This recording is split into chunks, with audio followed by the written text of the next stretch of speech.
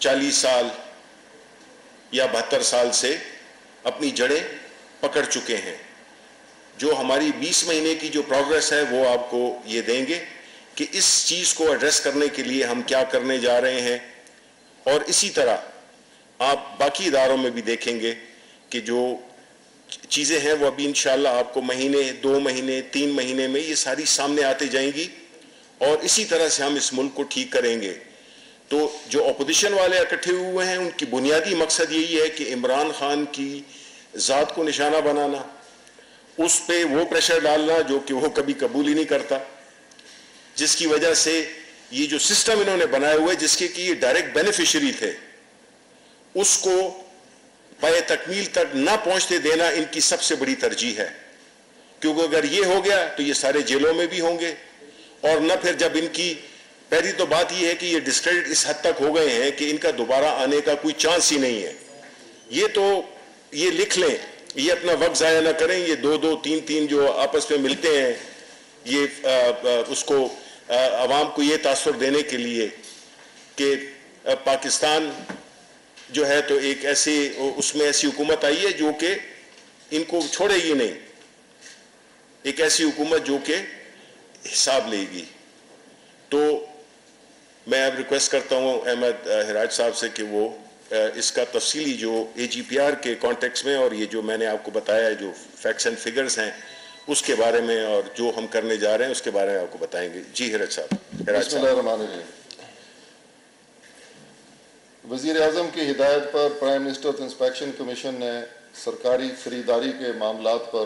ایک انسپیکشن کی جس کو چند ماہ سے کنڈکٹ کیا گیا. خیال یہ تھا کہ اس میں بہت بدعنوانیاں ہیں اور اس میں سسٹم میں بہت خرابیاں پیدا ہو چکی ہیں, اور یہ جو بگاڑ ہے یہ حکومتی اخراجات میں اضافے کا سبب بن رہے ہیں. جیسا کہ پہلے ذکر کیا شبلی صاحب نے کہ یہ جو عوام کا پیسہ ہے یہ در حقیقت حکومت کے استعمال میں یہی پیسہ ہوتا ہے, اور جب حکومتی اخراجات بڑھتے ہیں تو لامحالہ اس کا بوجھ عوام پر ہی پڑتا ہے. اب پرائم منسٹر انسپیکشن کمیشن اپنے اس ساری انکوائری کے نتیجے میں اس نتیجے پر پہنچی ہے کہ نجی شعبے کے نسبت حکومتی خریداری بہت زیادہ مہنگی ہے, اور اس کی وجوہات میں ایک تو ٹیکسز ہیں, اس کے علاوہ ایک نظام یہاں رائج ہو چکا ہے جس کو سپیڈ منی کہتے ہیں. اس کے کئی طرح کے نام ہیں, عرف عام میں ہم اس کو کرپشن بھی کہہ سکتے ہیں. اب کوئی بل بھی ایسا نہیں ہے جو اکاؤنٹ آفیسز میں آسانی کے ساتھ اس کی پیمنٹ حاصل کی جا سکے. اس میں ایک تو پری آڈٹ ہے جو قانوناً اکاؤنٹ آفیسز کو کرنا پڑتا ہے, لیکن اسی کے ساتھ ساتھ بعض اوقات خام خواہ کے اعتراضات لگا دیے جاتے ہیں, معاملے کو الجھا دیا جاتا ہے,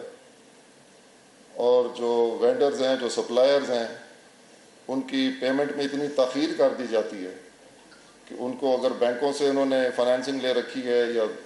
اور کاسٹ کی وجہ سے ان کے اخراجات بڑھ جاتے ہیں, اور وہ یہ بوجھ آئندہ اپنے بلوں میں شامل کر کے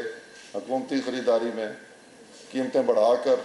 وصول کرنے کی کوشش کرتے ہیں. اور یہ خام خواہ کا بوجھ ہے جو کہ ہمارے سسٹم کی خرابی کی وجہ سے پیدا ہوتا چلا جا رہا ہے, اور اس بگاڑ کو بڑھنے دیا گیا ہے. سلجھانے کی کوئی کوشش ماضی کی کسی حکومت نے نہیں کی. در حقیقت سرکاری ادارے خریداری کی مد میں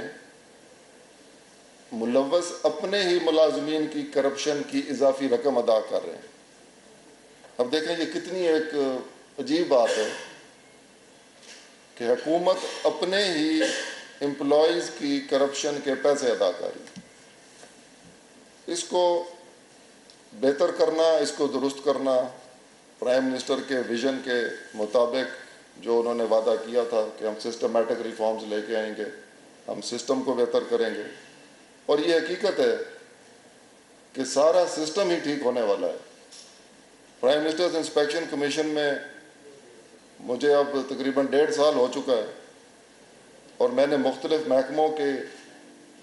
جو معاملات دیکھے ہیں. میں سمجھتا ہوں کہ کوئی محکمہ بھی ایسا نہیں جس کے اوپر تسلی بخش قسم کی کوئی ان کو کوئی